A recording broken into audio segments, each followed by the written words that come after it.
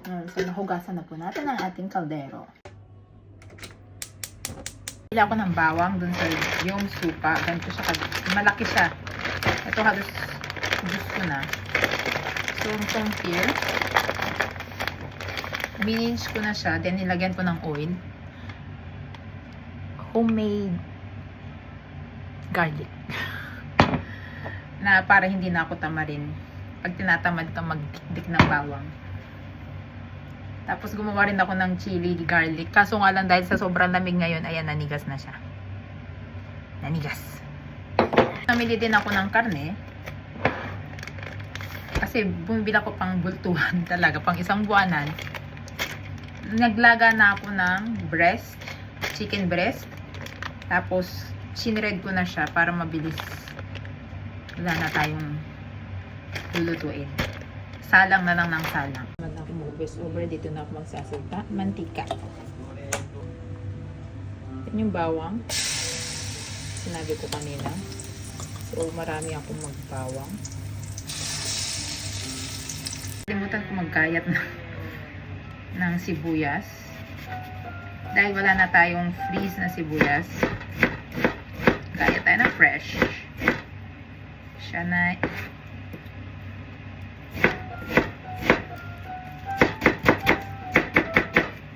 Umulan sila. Kalit-liitan.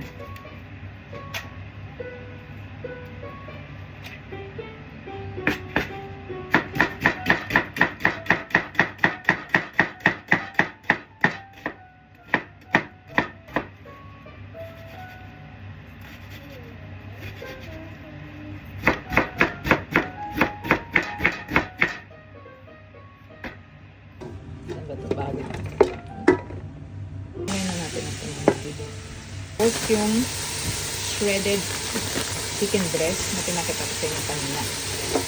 Kasi yung nilagay. Kasi bala ko pang ginawa ng chicken pasty. Ako magpapat.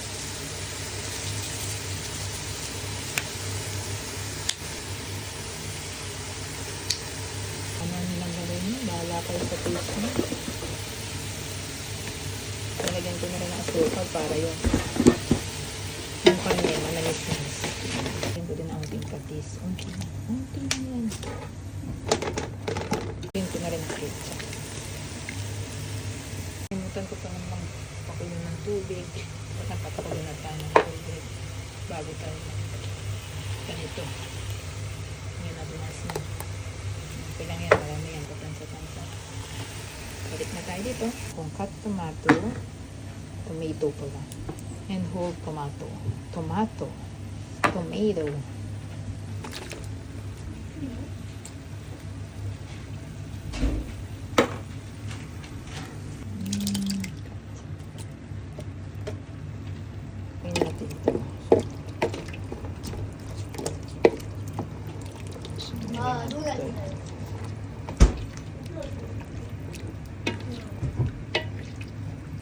pala ng melting cheese. Then, pwede na to. Yung gagamitin natin pasta. Penne. Isang kilo. Ito yun na. Pinagamitin natin. Ang dami niya. And yun. Pinapakulan natin. Patay ng cheese. Butter. Talagan ako kung gaano parami. Yan, harina. Bahala na rin kayo kung gano'n parang mix lang, mix.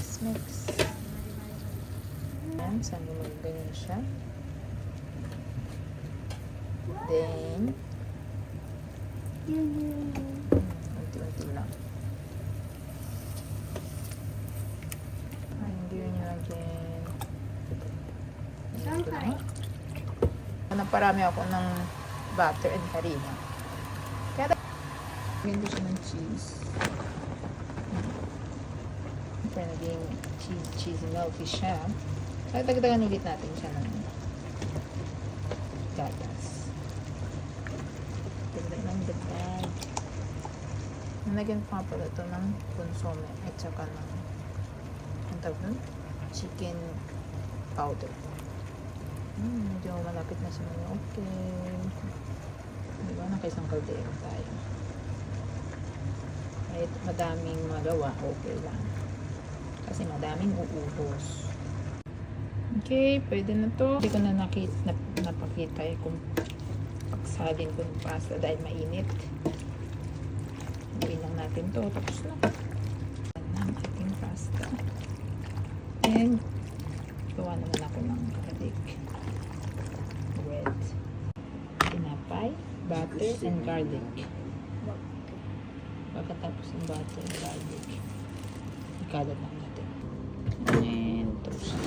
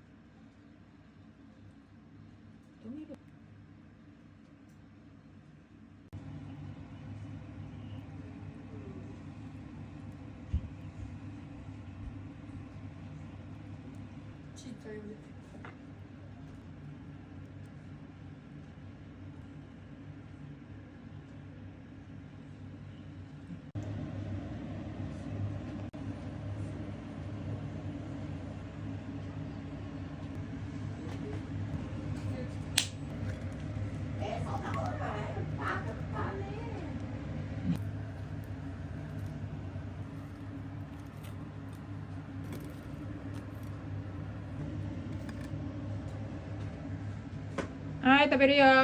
Okay.